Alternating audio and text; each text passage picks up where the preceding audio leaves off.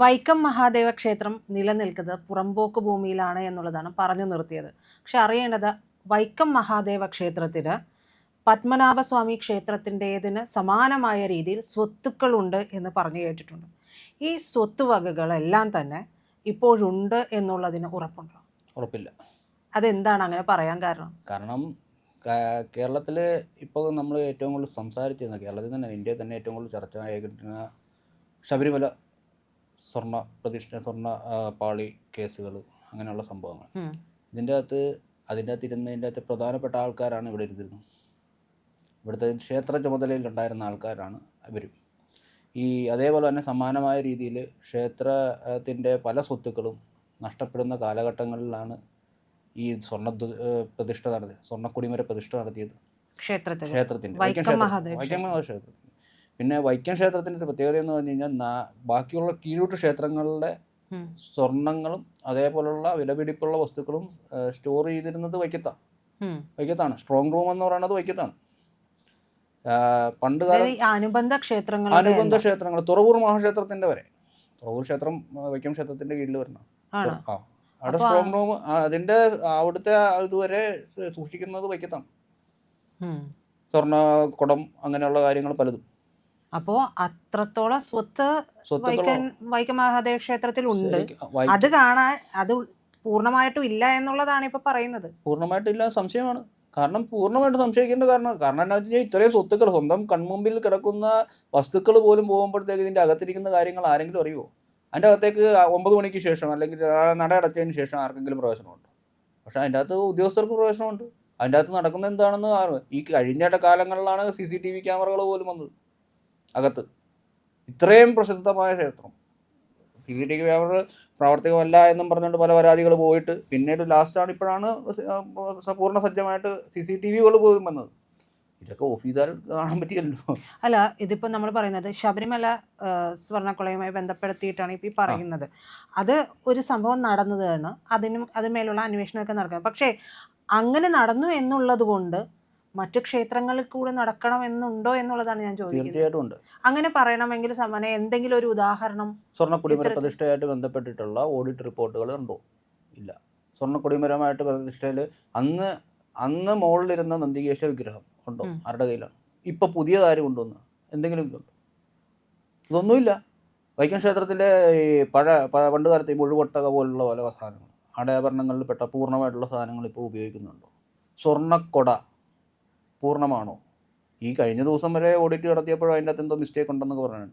ഇതുമായിട്ട് ബന്ധപ്പെട്ടിട്ടൊക്കെ ഒരു എൻക്വയറി പോലും നടക്കുന്നില്ല കൃത്യമായിട്ട്. ഇത് നടത്തേണ്ടത് ഉദ്യോഗസ്ഥരുടെ ചുമതലയായിരുന്നു ഇത് ചെയ്യേണ്ടത്. അതിനെക്കാട്ടും അനുഭവം വസ്തുക്കൾ വരെ എഴുതി കൊടുത്തിരിക്കുന്ന സ്ഥലം, ഒരു ക്ഷേത്രം തന്നെ ഇല്ലാണ്ടാക്കിയേക്കുന്ന സ്ഥലമാണ് വൈക്കം കീഴ്ത്തിരുക്കോവിൽ ദേവസ്വം. ഒരു ക്ഷേത്രം ഇല്ല, ക്ഷേത്രത്തിന് എഴുതി കൊടുത്ത വസ്തു, പിന്നെയാണ് ഇതിൻ്റെ അകത്ത് കിടക്കുന്ന വസ്തു ഉണ്ടാകിയിരുന്നതിൻ്റെ ഉറപ്പുള്ളത്. സ്വാഭാവികമായും മഹാക്ഷേത്രങ്ങളിലെല്ലാം തന്നെ ഉപദേശക സമിതിയിൽപ്പെട്ടവരെ അല്ലെങ്കിൽ ഇതിൻ്റെ ഭരണം നിയന്ത്രിക്കുന്നവരെല്ലാവരും തന്നെ അവർക്ക് അനുവാദം ഉണ്ടാവും അകത്ത് പോകാനും ക്ഷേത്രം അടച്ചതിന് ശേഷമൊക്കെ. പക്ഷെ അതിൻ്റെ പേരിൽ നമുക്ക് അങ്ങനെ പറയാൻ പറ്റുമോ? പറയാൻ പറ്റത്തില്ല എന്ന് എന്താണ് ഉറപ്പ്? പറയാൻ പറ്റായി എന്താണ്? കാരണം എന്താണെന്ന് വെച്ച് കഴിഞ്ഞാൽ മുരാരി ബാബു അദ്ദേഹം ക്ഷേത്രത്തിൻ്റെ ചുമതല ഉണ്ടായിരുന്നതാണ്. 24/7 സുരക്ഷ പോലീസ് ഉണ്ട്, വിജിലൻസ് ഉണ്ട്, അതിൻ്റെ ദേവസ്വത്തിന് വേണ്ട ഹൈക്കോടതിയുടെ ഇതുണ്ട്. ആ സ്ഥലമാണ് ശബരിമല. ആ സ്ഥലത്ത് നടന്നത് ഇത്രയും വലിയ കാര്യമാണ്. കേരളം ചർച്ച ചെയ്തപ്പെട്ട ഏറ്റവും കൂടുതൽ ഹിന്ദു സമൂഹത്തിന് ഏറ്റവും കൂടുതൽ നാണക്കേടുണ്ടാക്കിയ സംഭവമാണ്. അദ്ദേഹം ഇരുന്ന സ്ഥലമാണിത്, വൈക്കം മഹാദേവ. ഇവിടുന്നാണ് അദ്ദേഹം പോകുന്നത്. 2023 അദ്ദേഹം ഇവിടെ ഇരിപ്പുണ്ട്, അപ്പോഴൊന്നും ഇല്ലായിരുന്നു ഇത്. അപ്പോൾ ഇത് സംശയിക്കണ്ടേ? ഇത്രയും സ്വത്തുള്ള ഒരു വസ്തു ഇതിനകത്തിരിക്കുന്നത്. അത് അദ്ദേഹം AC മാത്രമായിട്ടല്ല ഇരുന്നത്, assistant commissioner, deputy commissioner, assistant കമ്മീഷണറായിട്ട് മാത്രമല്ല ഇരുന്നത്, അതിന് മുമ്പ് ഇരുന്നിട്ടില്ലേ? അതിന് മുമ്പും കലാപീഠം മാനേജറായിട്ട് വരെ ഇരുന്നിട്ടുണ്ട് ഈ മുരാരി ബാബു. ഒരു അന്വേഷണം വന്നില്ലല്ലോ. അതെന്താ? അതേതുകൊണ്ട് മെയിനായിട്ടുള്ള ഏതോ ഒരു പ്രധാനി ഇതിൻ്റെ അകത്തുണ്ട്. അയാളെ വെളിയിൽ കൊണ്ടുവരാൻ താല്പര്യപ്പെടുന്നില്ല എന്നുള്ളതിന് തെളിവല്ലേ? അതൊന്നും ആരും സംസാരിക്കത്തില്ല. ഹൈക്കോടതിയിൽ നമുക്ക് ചെന്ന് ഇപ്പോൾ ഒരു SIT പോലുള്ള അന്വേഷണ സംഘങ്ങൾ നമുക്ക് നേരിട്ട് യാതൊരു കണക്ഷനില്ല. നമുക്ക് ഇതിൻ്റെ ഈ ക്ഷേത്രവുമായിട്ട് ബന്ധപ്പെട്ട് പുള്ളിയുടെ ബാക്കിയുള്ള കാര്യങ്ങളെക്കുറിച്ചുള്ള ഒരു അന്വേഷണം പോലും ആരും ഉണ്ടാക്കില്ല. ഒരാൾ ആവശ്യപ്പെട്ടു പോലുമില്ല. വൈക്കം ക്ഷേത്രം ഇത്രയും സ്വത്തുക്കളുണ്ടെന്നുള്ളത്, അതായത് കേരളത്തിലെ ഏറ്റവും വെയിറ്റ് കൂടിയ തിടമ്പാണ് ഉദയനാപുരത്തെ. ഉദയനാപുരത്തപ്പൻ്റെയാണ് ഏറ്റവും കൂടുതൽ വെയിറ്റ് കൂടിയത്. ഏകദേശം 100 കിലോയുടെ അടുത്ത് വരും ഒരു തിടമ്പ്. അതിന് പ്രത്യേക ആന തന്നെ വേണം അതെടുത്ത് ചുവന്ന് നിൽക്കാൻ വേണ്ടിയിട്ട്. അത്രയും അതേപോലെ തന്നെ സമാനമായിട്ടുള്ള രീതിയിലാണ് ശകലം കുറഞ്ഞ് വൈക്കത്തപ്പൻ്റെ തിടമ്പ്. ഈ തിടമ്പുകൾ എടുക്കുന്ന ആനകൾക്ക് പോലും അത്ര ആരോഗ്യമുള്ള ആനകളെ കൊണ്ട് നടക്കുകയുള്ളൂ. ഇത് കിഴക്കോട്ടഷ്ടമിക്കും മറ്റേ വൈക്കത്തഷ്ടമിക്കും 2 അഷ്ടമിയാണ് വൈക്കത്ത്.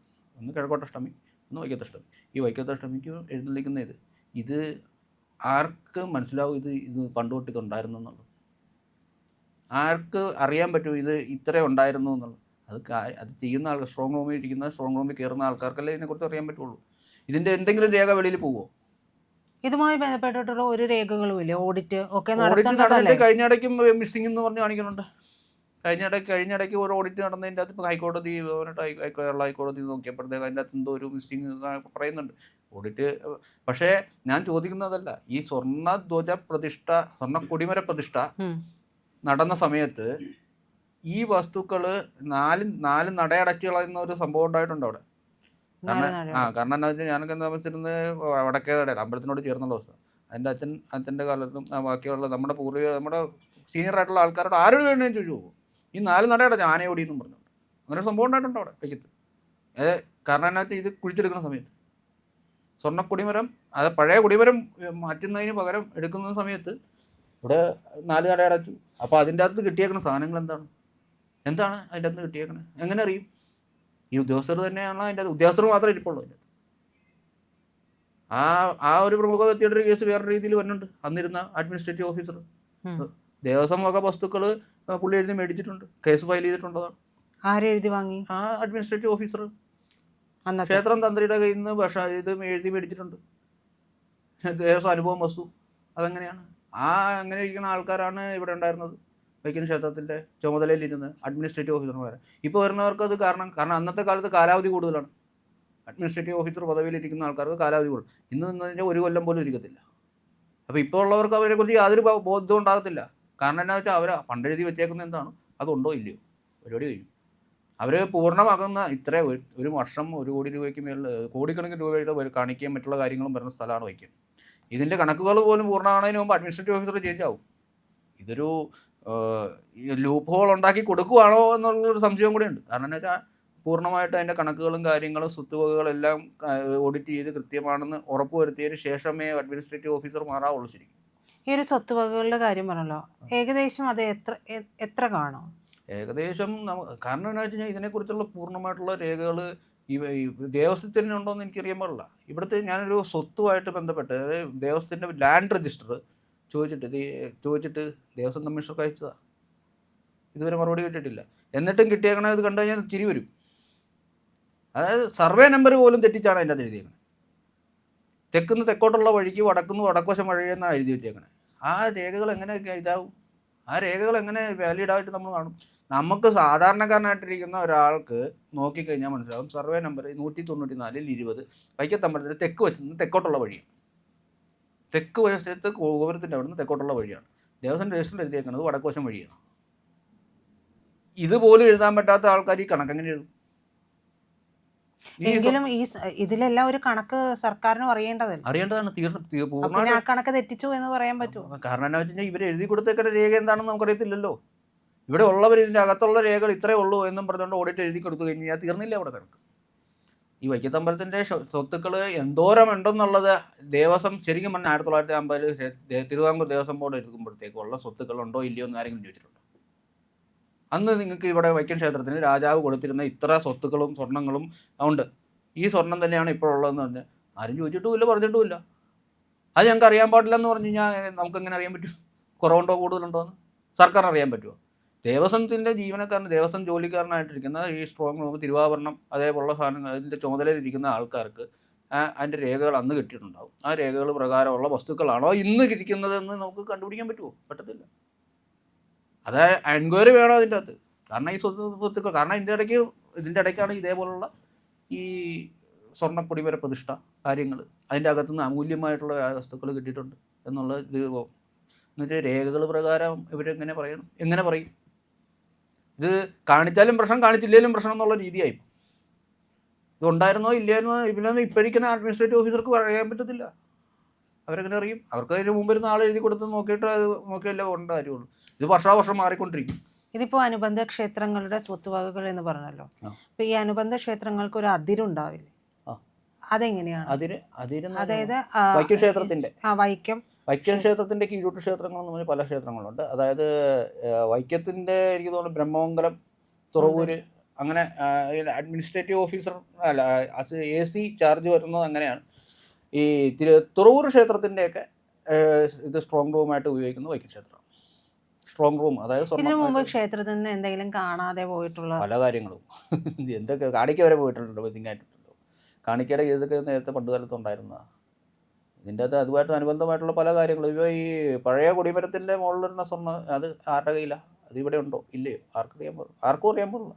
ചോദിച്ചാൽ പോലും അവർക്ക് വ്യക്തമല്ല. പഴയ കൊടിമരത്തിന്റെ മുകളിലുണ്ടായിരുന്ന നന്ദികേശൻ എവിടെ പോയി? ഞാനതാ പറഞ്ഞത്, നേരത്തെ പറഞ്ഞല്ലോ, ഒരു ക്ഷേത്രം തന്നെ. നന്ദികേശൻ ഇപ്പോഴത്തെ കൊടിമരത്തിന്റെ മുകളിൽ അതില്ല, ഉണ്ട്. ഇപ്പൊ പുതിയത് കൊടുത്തേക്കുന്ന പുതിയ കൊടുത്തേക്കുന്നത് ഒരാൾ കൊടുത്തതാണ് സംഭവം. പഴയ നന്ദികേശനെ കാണാനില്ല. പഴയ എവിടെ ഈ ക്ഷേത്രത്തിൽ ഇരിക്കേണ്ടതാണല്ലോ. അല്ലെങ്കിൽ മറ്റേ അന്നത്തെ ഏറ്റവും വലിയ പ്രധാനപ്പെട്ട ചർച്ചയായിരുന്നു ഈ വാജിവാഹനം തന്ത്രിയുടെ ഇതാണെന്നുള്ളത്. ഇനി അദ്ദേഹത്തിന് കൊടുത്തോ ഇല്ലയോ അതും എന്നാണ് നമുക്ക് ആ രേഖകൾ കാണണ്ടേ. നമുക്ക് ഇതിനെക്കുറിച്ച് സ്വർണ്ണത്തിൻ്റെ ഇതുമായിട്ട് ബന്ധപ്പെട്ട രേഖകൾ ചോദിച്ചാൽ അന്നത്തേന് വ്യക്തമായിട്ടുള്ള രേഖകളില്ല, അല്ലെങ്കിൽ ഇതില്ല. ശരിക്കും വൈക്കത്ത് നടക്കുന്നതെന്ന് പറഞ്ഞു കഴിഞ്ഞാൽ നമുക്ക് ശരിക്കും സങ്കടം തോന്നും.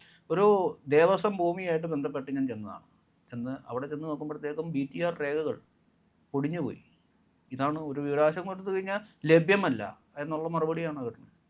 ലഭ്യമല്ല, ലഭ്യമായത് തരാം, ഇതൊക്കെയാണ്. ഇല്ലെങ്കിലില്ല. എന്തുകൊണ്ടില്ല? ഇല്ലെങ്കിൽ വേറൊരു കാര്യം കൂടെ ഉണ്ട്. ഇനി സ്ക്രാപ്പ് റിപ്പോർട്ട് തയ്യാറാക്കണം. ഈ ക്ഷേത്രവുമായിട്ട് ബന്ധപ്പെട്ടിട്ടുള്ള സ്ക്രാപ്പ് റിപ്പോർട്ട് തയ്യാറാക്കണം. അല്ലെങ്കിൽ ആ വസ്തു എന്താണ് പൊടിഞ്ഞു പോയ ആ വസ്തുവിന് ഇല്ല. മുനിസിപ്പാലിറ്റികളാണെങ്കിലും ഇതിനെക്കുറിച്ച് വ്യക്തമായിട്ടില്ല. ഈ ഇപ്പോഴും കേസ് നടക്കുന്നുണ്ട് അഞ്ചൽ ഓഫീസിന്. അതായത് 2000 വൈക്കം ക്ഷേത്രത്തിൻ്റെ അതിരുമായിട്ട് വന്ന് വേമ്പനാട്ടുകാരനോട് ചേർന്ന് പഴയ അഞ്ചൽ ഓഫീസിന് സ്ഥലം കൊടുത്തത് സെറ്റിൽമെൻറ്റിൽ കൃത്യമായിട്ട് കിടപ്പുണ്ട്. അതിപ്പോൾ പോസ്റ്റ് ഓഫീസായിട്ട് വർക്ക് ചെയ്യുകയാണ്. അഞ്ചൽ ഓഫീസ് എന്ന് പറഞ്ഞാൽ പോസ്റ്റ് ഓഫീസ്. ഈ പോസ്റ്റ് ഓഫീസിൻ്റെ മുമ്പിൽ കിടക്കുന്ന സ്ഥലം മുനിസിപ്പാലിറ്റിയുടെ ആണെന്നും പറഞ്ഞുകൊണ്ട് പ്രശ്നം ഉണ്ടാക്കുന്നുണ്ട്. പോസ്റ്റ് ഓഫീസുകാർ പറഞ്ഞ് ഞങ്ങളുടെയാണ്, രേഖയുണ്ട്, പോസ്റ്റ് ഓഫീസിൻ്റെയാണ്.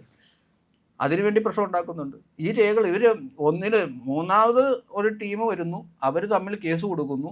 കോടതി നോക്കുമ്പോൾ എന്താണ്, ഇത് ആരുടെയാണ് നോക്കി തീരുമാനം എടുക്കേണ്ട അവസ്ഥ തന്നെ. ശരിക്കും ദേവസ്വം കൊടുത്തതാണ്.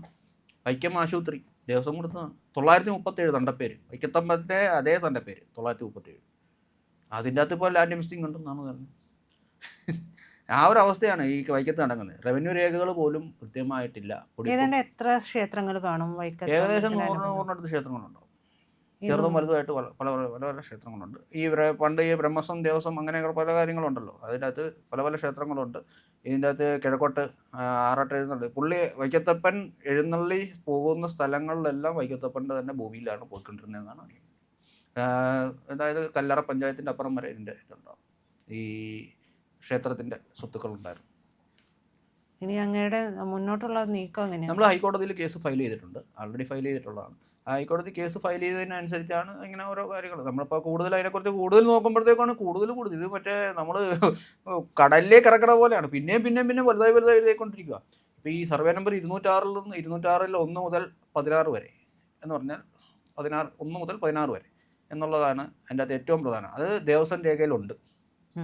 206 1 മുതൽ 16 വരെ എന്നുള്ളത് കൃത്യമായിട്ട് പറഞ്ഞിരിക്കുന്നത് മലയാളം ലിപിയിലാണ്. 206 വൈക്കം മഹാദേവ ക്ഷേത്രത്തിൻ്റെ സർവേ നമ്പർ. അതിൻ്റെ അകത്ത് കൃത്യമായിട്ട് എഴുതിയിട്ടുണ്ട് ആ മുതൽ കാ വരെ. പഴയ കാലത്ത് എഴുതിയിരുന്നത് സ്വരാക്ഷരങ്ങൾ 15 + 1 16. 206 1 മുതൽ 16 വരെ 16 വരെ കൃത്യമായിട്ടുണ്ട്. അത് കൂട്ടിച്ചേർന്നാലേ 11.62 വരുള്ളൂ. ഇപ്പം സർക്കാർ പോലും കിടന്ന് ഇതെങ്ങനെയെങ്കിലും ഒരു 11.62 കണ്ടുപിടിക്കാൻ വേണ്ടിയിട്ടാണ് നടക്കുന്ന ഒരു അവസ്ഥയിലേക്കാണ് പോകുന്നത്. ഇപ്പോൾ ഈ 11.62 പോലും കൃത്യമായിട്ടില്ല. അത് പോലും സംരക്ഷിക്കാൻ പറ്റാത്ത രീതിയിലാണ് കാര്യങ്ങൾ പോകുന്നത്. അപ്പോൾ പിന്നെ ഇത് ഹൈക്കോടതി ഉള്ള കോടതിയിലെടുത്ത് ഇത് സമീപിക്കുക എന്നുള്ളത് മാത്രമേ നമുക്ക് ബാക്കി ചെയ്യാൻ പറ്റുള്ളൂ. അതുകൊണ്ട് നമുക്ക് സ്വന്തമായിട്ടൊന്നും ചെയ്യാൻ പറ്റത്തില്ലല്ലോ. നമ്മളെ കൊണ്ട് ചെയ്യുന്നത് ഇതിൻ്റെ സത്യാവസ്ഥ കോടതിനെ അറിയണം. സത്യാവസ്ഥ കോടതി അറിയണം, പൊതുജനങ്ങൾ അറിയണം, അവിടെ ക്ഷേത്രവുമായിട്ട് ബന്ധപ്പെട്ടിരുന്ന ഭക്തജനങ്ങൾ അറിയണം. ഈ ക്ഷേത്രത്തിൻ്റെ അകത്ത് ഇരിക്കുന്ന ആൾക്കാർ പോലും ഇതിനു വേണ്ടിയിട്ട് അനുകൂലമാണ്. കാരണം എന്താണെന്ന് വെച്ചാൽ ഞാനൊരു സർവേ നമ്പർ പ്രകാരമുള്ള ഒരു വസ്തു അന്വേഷിച്ച് ദേവസ്ഥയിൽ ചെന്നു. അന്ന് 2023 അവിടെ തൊട്ടാണ് എനിക്ക് സംശയം തോന്നുന്നു. 23 ഞാൻ അതിൻ്റെ രേഖ ഞാൻ കണ്ടതാണ്. 2024 ഞാൻ ചെന്ന് ചോദിക്കുമ്പോൾ വിവരാശമിക്കുമ്പോൾ ആ രേഖയില്ല. ഈ പേപ്പർ അവിടെ പോകും. റവന്യൂ ഡിപ്പാർട്ട്മെൻറ്റിൽ പോയി നോക്കുവാണെങ്കിൽ തന്നെ റവന്യൂ ഡിപ്പാർട്ട്മെൻറ്റിലും നമ്മളിങ്ങനെ ഒരു എൻക്രോച്ച്മെൻറ്റ് നടന്നേക്കുന്ന വസ്തുവാണെങ്കിൽ ആ വസ്തുവിൻ്റെ മുഴുവൻ പേപ്പറും നമുക്ക് ലഭിക്കില്ല. കാരണം അതിൻ്റെ പകുതി വെച്ച് കീറിക്കളയും. കാരണം ഇപ്പുറത്തെ രേഖയുടെ പുറമ്പോക്കാണ്, അത് ഏത് വേണേലാകാം പുറമ്പോക്ക്. ഈ പുറമ്പോക്ക് വസ്തുവാണ്, ഈ പുറമ്പോക്കാക്കുന്നതാണ് ഏറ്റവും വലിയ പ്രശ്നം. പുറമ്പോക്ക് വസ്തു പലതും ഉണ്ട്. ഇപ്പോൾ റവന്യൂ പുറമ്പോക്കാണോ ദേവസ്വം പുറമ്പോക്കാണോ പിടികിട്ടത്തില്ല, പുറമ്പോക്കെന്ന് മാത്രമേ എഴുതുള്ളൂ. സമാനമായിട്ടുള്ള ഒരുപാട് സംഭവങ്ങളുണ്ടായിരുന്നു. ദേവസ്വം അനുഭവം വസ്തുക്കളും പോകുന്നുണ്ട്. ദേവസ്വം അനുഭവ വസ്തുക്കൾ എഴുതി കൊടുക്കുന്നു, പട്ടയം പോലും ഇല്ലാണ്ട്. അതെങ്ങനെ സംഭവിക്കുന്നത്? അനുമതി ഉണ്ടോ? ശരിക്കും ഹൈക്കോടതി പോലും ചോദിച്ചു. ശരിക്കും സുപ്രീം കോടതി വരെ ഇതിൻ്റെ അകത്ത് ഇടപെട്ടിട്ടുണ്ട്. സുപ്രീം കോടതി ഇടപെട്ട സമയത്ത് പോലും ഇതിൻ്റെ അകത്ത് പറയാനുണ്ട്, അനുഭവം ക്ഷേത്ര സ്വത്തുക്കൾ സംരക്ഷിക്കണം, മൈനർ പ്രോപ്പർട്ടിയാണ്. ദേവനെ മൈനറായിട്ടാണ് കോടതി കാണുന്നത്. കോടതിയാണ് നമ്മളും കാണേണ്ടത്. കാരണം എന്താ വെച്ച് കഴിഞ്ഞാൽ ഒരു ഡയറ്റിയുടെ അണ്ടറിൽ വരുന്ന പല വസ്തുക്കളും തോന്നണ പോലെ എഴുതി കൊടുക്കാവുന്നതാണ്. ഇത് റവന്യൂ ഡിപ്പാർട്ട്മെൻറ്റിൽ നിന്ന് കിട്ടിയ വിവരാവകാശം കൊണ്ട് കഴിഞ്ഞാൽ തിരിച്ചു പോകും. സർക്കുലറുകളോ ഒന്നുമില്ലാണ്ട് 1971 മുമ്പ് നിങ്ങളുടെ ഭൂമിയാണ് ഇട്ടിരുന്നത് കഴിഞ്ഞാൽ ഞങ്ങൾ പട്ടയം അനുവദിച്ചു കൊടുക്കാം. വിവരാവകാശം 1971 ശേഷം മുമ്പ് നിങ്ങളുടെ കയ്യിലാണ് ഈ ഭൂമി എന്ന്, ദേവസ്വം ഭൂമിയാണെങ്കിൽ എന്ത് ഭൂമിയാണ്, ഞങ്ങളതിനെ പൊസിഷൻ സർട്ടിഫിക്കറ്റ് എഴുതി കൊടുക്കാം. റവന്യൂ ഡിപ്പാർട്ട്മെൻറ്റിൽ നിന്ന് കിട്ടിയ വിവരാവകാശം രേഖയുണ്ട്. ഇങ്ങനെ ഒരു അവസ്ഥ ഇത്. എന്നിട്ട് അതിൻ്റെ താഴത്തേക്ക് അതിന് പ്രത്യേകം സർക്കുലറുകളോ സർക്കാർ ഉത്തരവുകളോ ഒന്നുമില്ല. ഇതെങ്ങനെയാണ്? രാജാവാണ് റവന്യൂ ഓഫീസിലിരിക്കുന്നത്. ആ പുള്ളി തീരുമാനിച്ചാൽ ഞാൻ കൊടുക്കും എന്നുള്ളതിനൊരു അങ്ങനെയുള്ള ധാർഷ്ട്യമല്ലേ ഇത്? ഞാൻ കാണിച്ചു തരാം. ജനങ്ങൾ കാണണ്ടേ, ജനങ്ങളല്ലേ മനസ്സിലാക്കേണ്ടത്. ഇപ്പോൾ വൈക്കവുമായിട്ട് ബന്ധപ്പെട്ടിരിക്കുന്ന ഒരുപാട് ഭൂമികൾ ഇങ്ങനെ മിസ്സിങ് ആയിട്ടുണ്ട്. വൈക്കം ക്ഷേത്രം ഇരിക്കുന്ന വൈക്കത്തപ്പനെ വരെ കൊള്ളയടിച്ചിട്ടുണ്ട്. വൈക്കത്തമ്പലത്തിൻ്റെ അകത്ത് കഴിഞ്ഞാൽ വൈക്കത്തമ്പലം അത്രയും ഏറ്റവും കൂടുതൽ സംരക്ഷിക്കപ്പെടേണ്ട ക്ഷേത്രങ്ങളിലൊന്നാണ്. കാരണം ഒന്നാമത്തെ കാര്യം എന്ന് പറഞ്ഞു കഴിഞ്ഞാൽ ക്ഷേത്രപ്രവേശന വിളംബരം നടന്നു. ക്ഷേത്രപ്രവേശന വിളംബരം നടക്കുന്നതെന്ന് പറഞ്ഞാൽ എല്ലാവരും സമത്വമായിട്ട് എല്ലാവരും തുല്യമായിട്ട് നിന്ന് തൊഴുന്ന ഒരു സ്ഥലമാണ്. ചരിത്രത്തിൽ ഏറ്റവും പ്രാധാന്യമുള്ള സ്ഥലമാണ്. ഈ വൈക്കത്ത് മാത്രമല്ല, ഇന്ത്യയിൽ മാത്രമല്ല, ലോകം പോലും സംസാരിച്ചിരുന്നതാണ്. എന്തിന്? ജാതി വേർതിരിവിന് മറുപടിയായിട്ട് നിൽക്കുന്ന ക്ഷേത്രമാണ്. ആ എല്ലാവരും കൂടെ ഒന്ന് തൊഴുന്ന ആ ക്ഷേത്രത്തിൻ്റെ ഭൂമി സംരക്ഷിക്കേണ്ട ജനത ഓരോരുത്തർക്കും ഉണ്ട്. അത് ഇപ്പം കട്ടുകൊണ്ടിരിക്കണം. കട്ടെടുത്തു 100% ഉറപ്പാണ്. കാരണം എന്താ വെച്ച് കഴിഞ്ഞാൽ അല്ലാണ്ട് ഈ ഭൂമികളെല്ലാം മിസ്സിങ് ആകത്തില്ല, ഇതിൻ്റെ രേഖകളില്ലാണ്ടാകും. ആണ് പ്രധാനപ്പെട്ടത്.